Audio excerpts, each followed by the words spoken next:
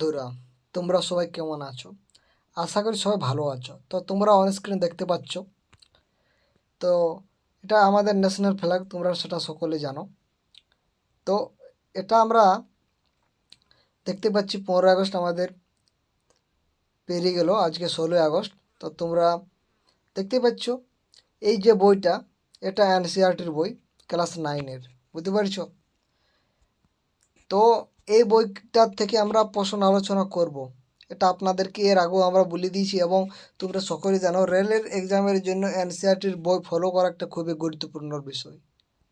তো তাই আমরা তোমাদেরকে এর আগেও বলে দিয়েছি যে আমরা এনসিইআরটির বইটা আমরা যেখান যেখান থেকে প্রশ্ন আসে সেই টপিকগুলো দেখব এবং তার সাথে সাথে আমরা সেগুলো আলোচনা করব, যাতে এই এনসিইআরটির বই থেকে যদি প্রশ্ন দেয় তো অবশ্যই আমরা তা নিমিষে করতে পারবো। তো দেখো, এটা ক্লাস 9-এর বই। হ্যাঁ, তো এখানে কি কি চ্যাপ্টার আমাদের এখানে আছে দেওয়া, দেখো। অধ্যায় 1, আমাদের চারপাশের পদার্থ। আমাদের চারপাশের পদার্থ কি বিশুদ্ধ, পরমাণু, অণু, পরমাণুর গঠন, জীবনের মৌলিক একক, কলা, জীবজগতের বৈচিত্র্য, গতি, বল ও গতিসূত্রের সূত্রাবলী, মহাকর্ষ, কার্য এবং শক্তি, শব্দ, আমরা অসুস্থ হই কেন, প্রাকৃতিক সম্পদ এবং খাদ্য সম্পদের উন্নতি সাধন, উত্তরমালা। তো এই যে চ্যাপ্টারগুলো তোমরা দেখতে পাচ্ছ, এইগুলো আমরা আলোচনা করব। তো আমরা অবশ্যই আমরা এক এক দিন এক একটা চ্যাপ্টার আলোচনা করার চেষ্টা করব। তোমরা অবশ্যই খাতা কলম নিয়ে রেডি থাকবে। আমরা যে যে টপিকগুলো বলে দেবো, অর্থাৎ যে যে মানে আমরা ইম্পর্টেন্টগুলো বলে দেবো, সেগুলো আপনারা নোট ডাউন করতে পারেন। তো এতে আপনাদের সুবিধা হবে। তো চলো, আর বেশি কিছু আমরা আর বলছি না, আমরা কিন্তু ভিডিওটা শুরু করছি। তো দেখতেই পাচ্ছ আমাদের প্রথম যে চ্যাপ্টার, সেটা হচ্ছে আমাদের চারপাশের পদার্থ। হ্যাঁ, তো পদার্থ জিনিসটা কি তোমরা সকলে সেটা জানো। তো এটা কি তোমাদের প্রশ্ন আসবে? এটা কোনোদিনই আসবে না। এখান থেকে কী কী প্রশ্ন আসবে সেটা আপনাদেরকে জানতে হবে। তো দেখো, এখানে আমরা যেটা দেখব যে এই যে টপিকগুলো দেখো, পদার্থের ভৌত চরিত্র, পদার্থের কণা দিয়ে তৈরি, অর্থাৎ এইগুলো দেখতে পাচ্ছি, এইগুলো জল, নাড়া, লবণ, এগুলো যে একটা পরীক্ষা করছে, এগুলো আপনারা দেখুন। তো এটা বেশি ইম্পর্টেন্ট নয়, আপনারা নিচে চলে যাবেন, আপনারা অবশ্যই দেখো।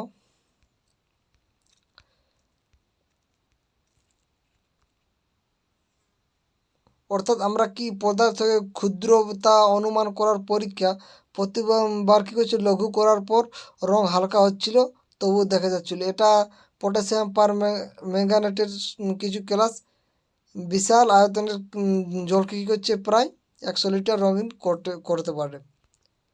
তাহলে আমরা এই সিদ্ধান্ত আসতে পারি যে পটাশিয়াম পার একটা ছোট্ট একটা ক্লাসে পটাশিয়াম পার ম্যাঙ্গানেটের অসংখ্য কণা রয়েছে। মানে এটা পরীক্ষা করে দেখছি যে পদার্থের মধ্যে অসংখ্য কণা দিয়ে তৈরি হচ্ছে, সেটা এখানে বলতে চেয়েছে। তো এখান থেকে এরকম প্রশ্ন আসবে না, তো এটা আপনাদেরকে বলে দিলাম। এবার দেখো, তার এখান থেকে আমরা কি একটা স্টেটমেন্ট পাচ্ছি যে পদার্থের কণাগুলো খুবই ক্ষুদ্র, আমরা যতটা ক্ষুদ্র কল্পনা করতে পারি তার থেকেও ক্ষুদ্র। তাহলে তোমাদের প্রশ্ন আসতে পারে যে পদার্থের কণাগুলো ক্ষুদ্র নাকি মাঝারি নাকি অনেক ক্ষুদ্র, মানে অনতি ক্ষুদ্র যাকে বলবো। তো অবশ্যই তোমরা কি বলবে যে আমরা যেটা অনুভব করতে পারি তার থেকেও ছোটো, মানে অনেক ক্ষুদ্র হয়ে থাকে পদার্থের কণাগুলা। তো এটা হচ্ছে ব্যাপার। এখান থেকে আমরা এটা বুঝতে পারলাম, এটা আপনাদের মনে রাখতে হবে। তোমরা বলবে এত সোজা প্রশ্ন। তো বন্ধুরা চলো, আমরা তখন বইটা তো প্রথম শুরুই করেছি, এবার অনেক ইম্পর্টেন্ট আছে, তোমরা অবশ্যই স্কিপ না করে দেখতে থাকো, বুঝতে পারছো?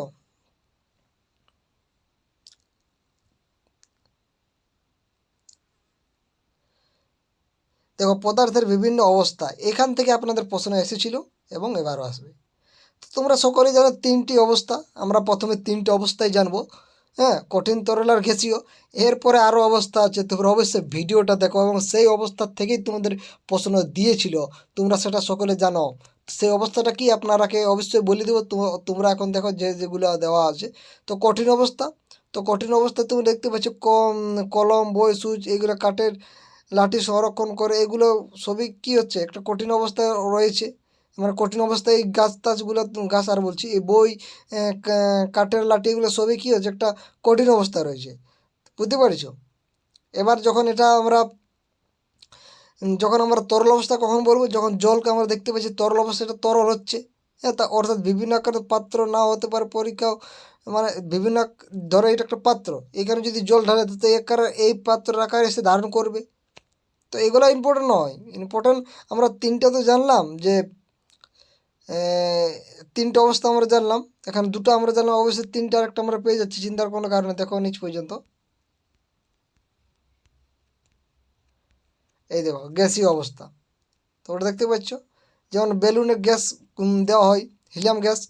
হুম, যেমন দেখো একটা গ্যাস ভর্তি সিলিন্ডার থেকে অনেকগুলো বেলুন ফোলাতে দেখেছো তোমরা, বুঝতে পারছো এইগুলা।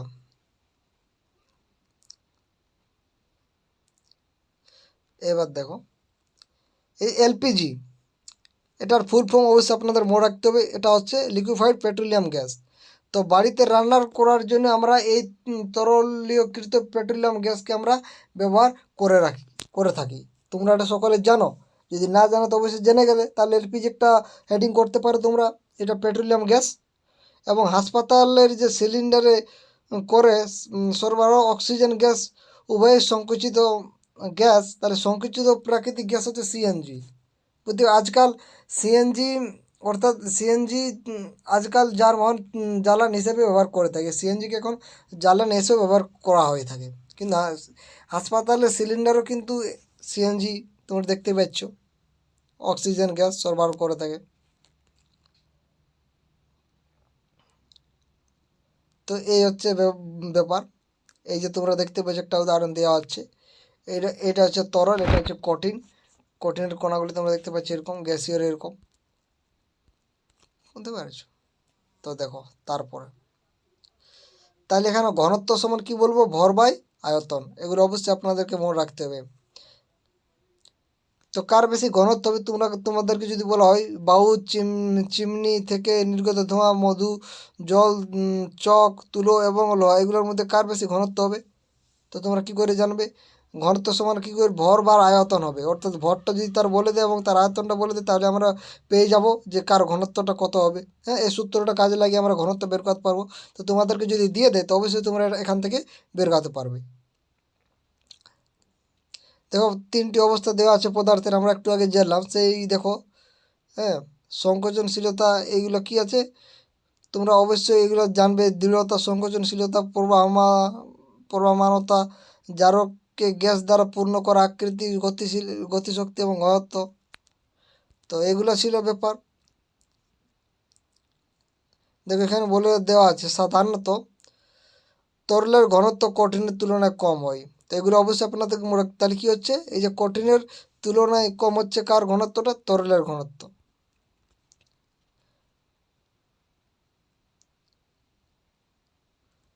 তারপরে দেখো পদার্থ কি তার অবস্থার পরিবর্তন করে।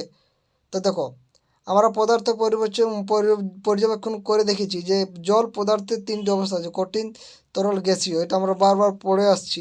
এবার আমরা আর বাকি যে অবস্থাগুলো আছে সেটা অবশ্যই আমরা পড়বো। তা তোমরা অবশ্যই স্কিপ করবে না ভিডিওটা।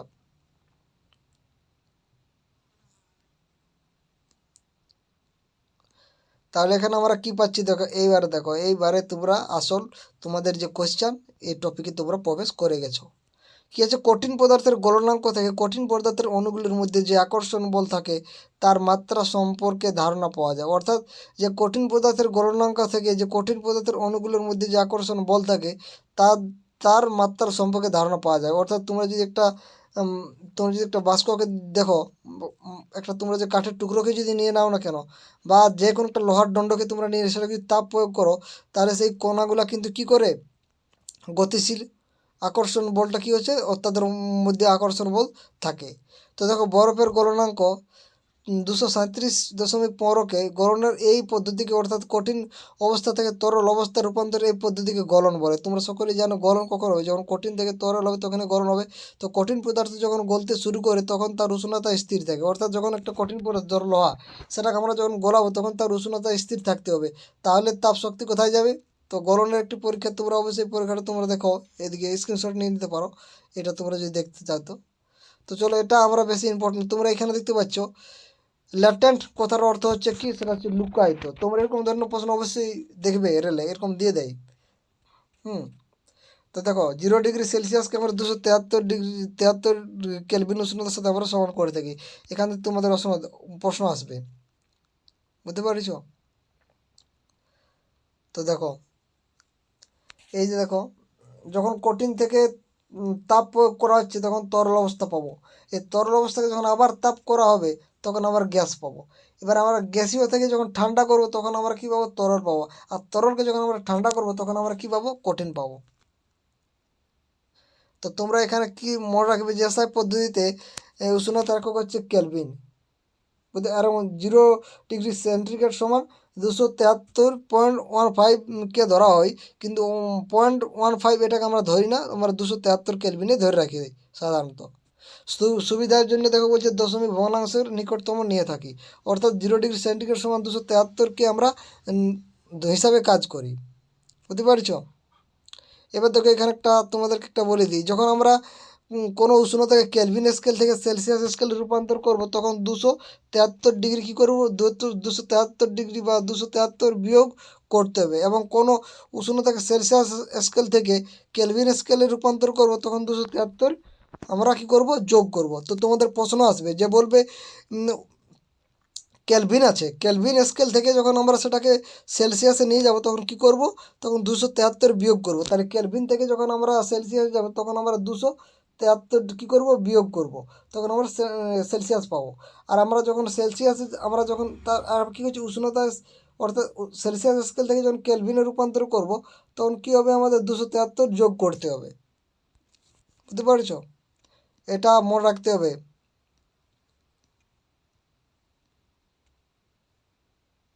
এবারে দেখো, এই ছকটা যদি আপনারা ভালো করে দেখেছেন তো তোমরা 1 নাম্বার কনফার্ম, এবং কোনো না কোনো শিফটে এই 1 নাম্বার আপনারা অবশ্যই পাবেন।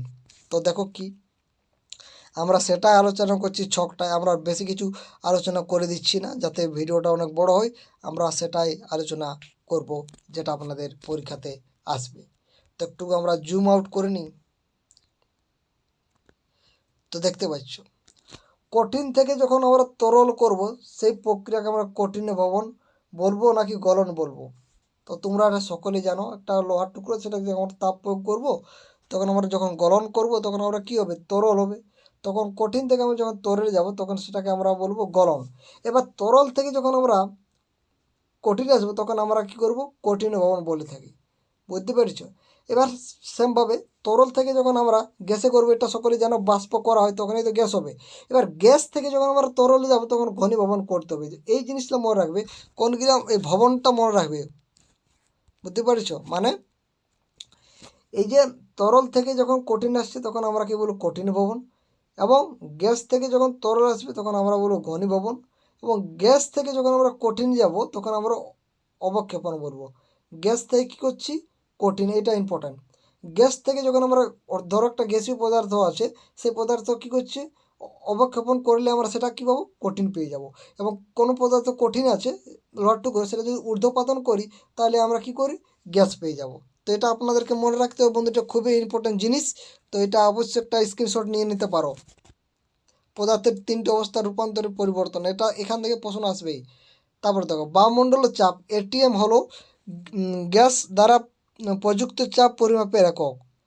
তাহলে বায়ুমণ্ডলের চাপ হচ্ছে কি? গ্যাস দ্বারা প্রযুক্ত চাপ পরিমাপের একক। চাপের একক হচ্ছে পাস্কেল। খুবই ইম্পর্টেন্ট প্রশ্ন, মনে রাখবে।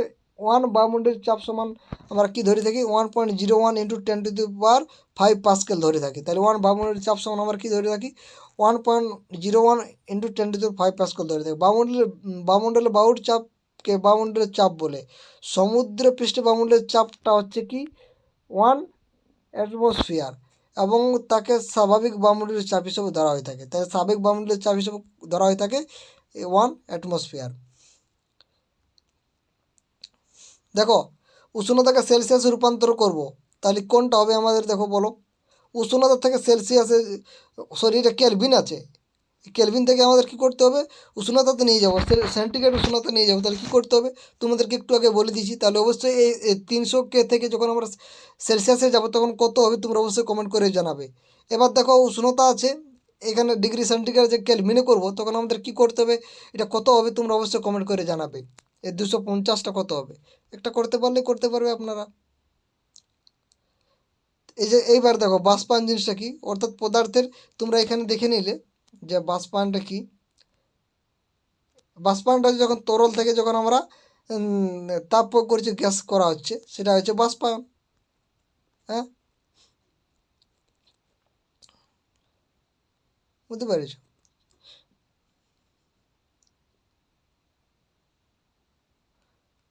তো দেখো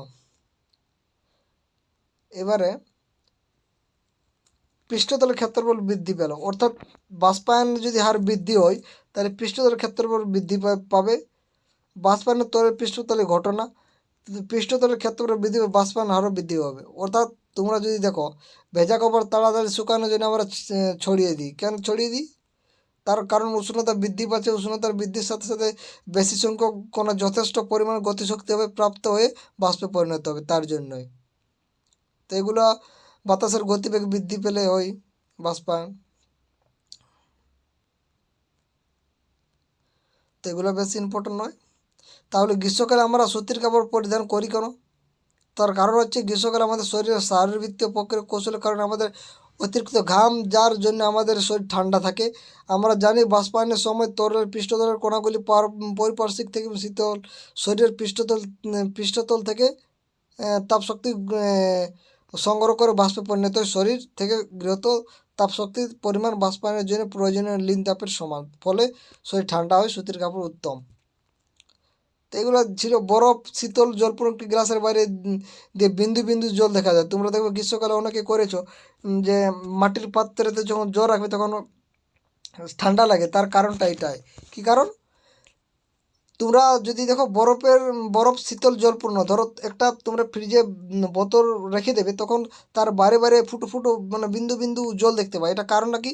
কারণ একটি গ্লাসের মধ্যে আমরা কিছু যদি বরফ নিই তাহলে শীতল জল সেটাকে নিলে আবার কী হবে, কিছুক্ষণের মধ্যে আমরা ওই বাইরের দিকে বিন্দু বিন্দু জল দেখতে পাবো। কারণ বায়ুতে উপস্থিত জলীয় বাষ্পের কণাগুলো ঠান্ডা গ্লাসের সংস্পর্শে এসে শক্তি হারিয়ে গ্যাসের অবস্থা থেকে তরল অবস্থায় জল বিন্দুতে পরিণত হয়। এদের জন্য এই কণাগুলো আমরা দেখতে পাই।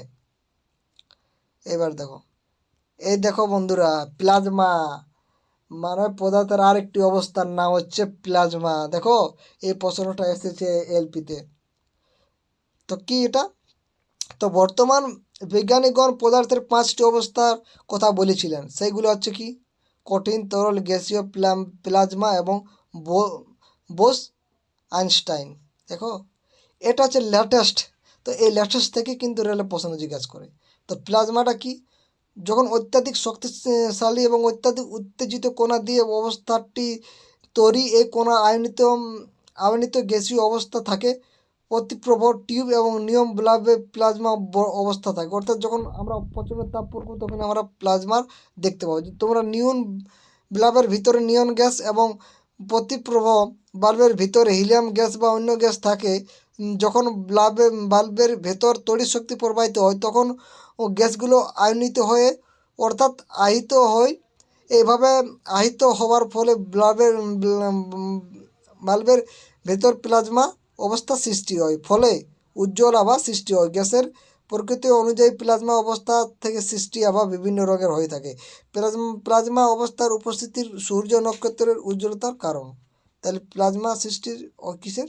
সূর্য এবং নক্ষত্রের উজ্জ্বলতার কারণ হয়। নক্ষত্রগুলিকে অতি উচ্চ উষ্ণতার জন্য প্লাজমা অবস্থাটার উৎপত্তি ঘটে। তাহলে প্লাজমা জিনিসটা আপনারা বুঝতে পেরে গেছেন। এবং আরেকটা অবস্থা রয়েছে, সেটা হচ্ছে বোস আইনস্টাইন কনডেনসার। এটা কি 1920 সালে ভারতীয় পদার্থবিদ সত্যেন্দ্রনাথ বসু পদার্থের পঞ্চম অবস্থা নিয়ে গণনা করেছিলেন। তার জন্য এটা এই নাম করা হয়েছে। তোমরা এটা ডিটেলসে পড়ে নেবে, আর আমরা এটা বেশি কিছু যাচ্ছি না। তো আজকের চ্যাপ্টারটা ছিল এই। তো তোমরা এই চ্যাপ্টার থেকে কি কি জানতে পারলে অবশ্যই কমেন্ট করে জানাবে। এবং এইটা তোমরা দেখে নাও, এটা কী রয়েছে। উষ্ণতার একক হচ্ছে কেলভিন, যার প্রতীককে আমরা কে দিয়ে ডিনোট করে থাকি। এবং দৈর্ঘ্যের একক হচ্ছে মিটার, যাকে আমরা প্রতীক এম দিয়ে ডিনোট করে থাকি। ভরটার এই ওজন, তোমরা দেখো এটা কনফিউজ হয়ে যাবে। তো ভরের হচ্ছে কিলোগ্রাম, এবং ভার বা ওজন যদি বলে তখন হবে নিউটনকে এন দ্বারা প্রকাশ করা হয়। আয়তন ঘনমিটার, যাকে এমকিউ প্রকাশ করা হয়। ঘনত্ব কিলোগ্রাম প্রতি ঘনমিটার, এটা কেজি (10⁻³ ধরা হয়ে থাকে। চাপের তোমরা একটু আগে বলে দিলাম পাস্কেল, যার প্রতীক হচ্ছে পিএ। তো এগুলো ছিল আজকের প্রশ্ন। তো তো তোমাদের কেমন লাগলো ভিডিওটা এবং কতখানি ইম্পর্টেন্ট তোমরা অবশ্যই কমেন্ট করে জানাতে পারো। তো বন্ধুরা, ভিডিওটা শেষ পর্যন্ত দেখার জন্য আপনাদেরকে অসংখ্য ধন্যবাদ।